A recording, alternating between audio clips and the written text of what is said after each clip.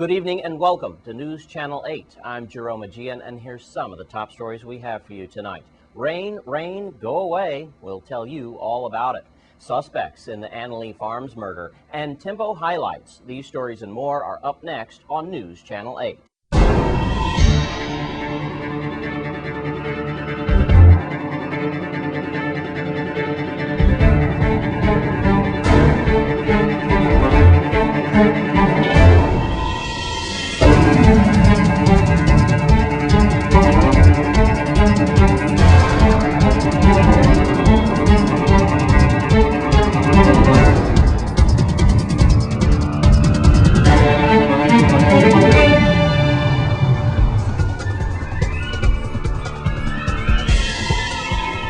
In tonight's top story, the Virgin Islands has been under a flash flood watch for some time now.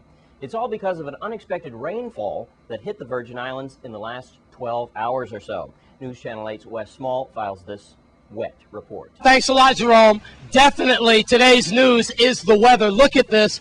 We are here at Sunny Isle, and it's around 12:30 in the afternoon, and you could see these cars hydroplaning. Look at that. And it's going to get a lot worse. We're going to go to the National Weather Service and Rohan Matahi in just a second. I want to tell you how the VIPD has cordoned off this area at Sunny Isle. We got hit with an indulge of rain. Folks, we're talking 5 to 7 inches by the time it's all over. Record falling rain in huge amounts. You can see people here don't have like visibility and they can't see. They're taking it all in stride. Schools are closed today.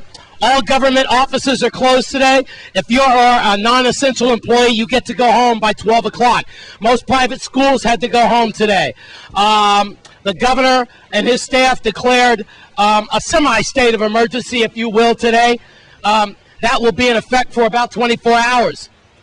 When we all dry out, perhaps the public schools will be open again. Government offices will be open again. Look at this. Tremendous amount of rain in just a short amount of time. Look at that. Unbelievable. People are taking pictures from their cell phones. Who knows? This just might make CNN.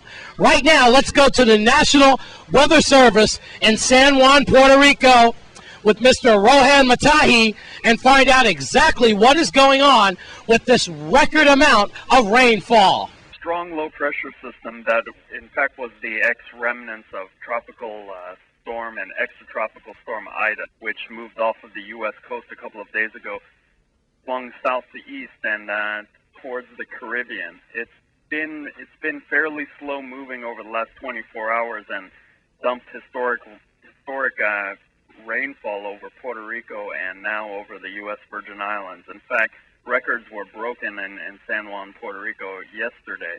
Now that heavy rain moved this morning over St. Thomas and later to affect St. Croix.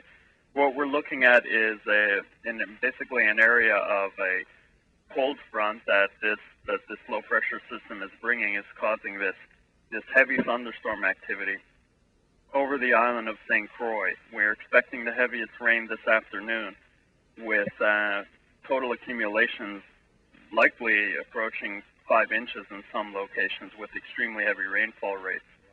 We've already received several reports of flash flooding problems in St. Thomas. I just received a few from Weather Service employees, relatives that live in St. Croix as well. And we do have a flash flood warning in effect for St. Croix. It's been in effect since about 11 a.m. That's going to be in effect for the next few hours. And a flash flood watch is in effect for the entire U.S. Virgin Islands and all of Puerto Rico until tomorrow morning. We're going to check out the airport next and find out how all the flights are going. I can certainly tell you that Seabourn has not flown all day, and they just might. We have to check with the staff at Seabourn Aviation a little bit later. Again, here's some final shots at Sunny Isle, and look at that flooding. Look at the hydroplaning that's going on. Some people, look at that. Oh, unbelievable. I certainly hope folks know what they're doing on the roads today. News Channel 8 starting to get hit here. We're getting out of the area. We'll catch you at the airport next. Here we are now at Henry Rolson Airport, And before I get to the delays with the different airlines, I'm going to take you to this one lady. She's a visiting nurse here in our territory, all the way from California, and she's just trying to get home because, unfortunately, her trip didn't work out. I'm a traveling nurse. I came from Los Angeles. Yeah, and you got some respiratory problems. Oh, I figured blood the rain. pressure. Oh, and blood pressure? Yep. I figured the rain might help with the with the. No, it hasn't at all. So you're trying to get back to LAX, huh? Yep. We don't have humidity there. And they got smog. Oh well, not unless you go in it. All right. But I'm so sorry it didn't work out for you here in St. Croix. Maybe you So could am come I. back. It's not like this all the time. I don't know. The rest of the week's gonna rain. Yeah. All right. Were you getting out on American? Yes. And they said, how long have you been waiting? When's your flight? It's actually at 1:25, but Okay. I got here at about 10:30. It's starting to break up now, so you're going to be delayed a little bit, but you'll be okay. I hope so. Well, we certainly hope that Lori gets some help and she gets that back to Los Angeles. All right, let's find out what's going on with the weather and the airlines. As far as Liad is concerned, they've been facing delays all morning, but they're getting back. And as you could see, here at Henry Rolston Airport, the rain is kind of tapering off, so it all depends on the ceiling.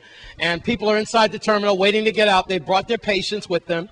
Then I went to Vieques Airlink, and Vieques Airlink, they just took off, or they're getting ready to take off, the first flight since 8:30 this morning. So they're about 5 hours in back of schedule. So there you have it. Most of the small airlines, yes, they're behind schedule.